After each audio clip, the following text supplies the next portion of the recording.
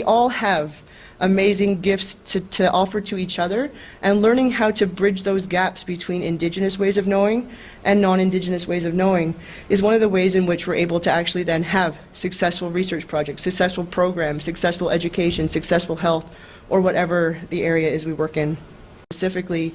And it really is about Indigenous people's right to self-determination. And this crosses all boards. This is finally now becoming part of our everyday vernacular. People are hearing this language. People are starting to say it. And in that declaration, the United Nations has a Declaration of the Rights of Indigenous People. I encourage, if you haven't heard of it before, to at least take a look at what that means. This is a global declaration that talks about the rights that Indigenous people have around the world. And of course, this one specifically is around self-determination.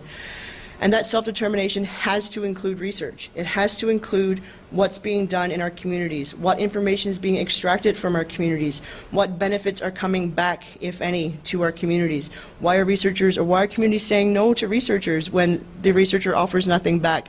There's all these places that we're trying to work through to kind of understand that perspective. And so the UN Declaration was adopted in 2007. But at that time, it was rejected by 4 major players in the world: New Zealand, Australia, Canada, and the US. And it was actually that in May of this year, so almost a decade later, that Canada has adopted the UN Declaration.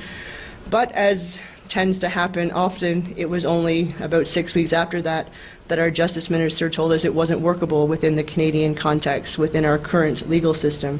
And so still again, right, we're seeing this idea that we may say one thing, but then what we're doing doesn't always match what we're saying.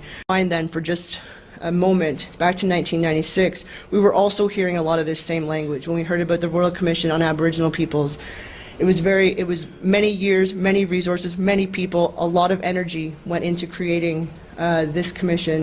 When people think about intersections, you often think of 1 or 2 things kind of coming together, but for me, the intersections look much more like this. They're complex, and for any of you who are working, and all of you in REBs and administrative roles, if you're working with community-based research, specifically in Indigenous context, you probably feel like you also are working in these intersections and really have no understanding of how to work through some of these new challenges that are being posed with the changes in policy and governance structures within our communities.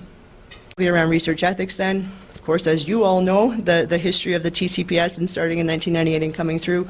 What you may not know are some of the other Indigenous specific research ethics documents and guidance that have come out.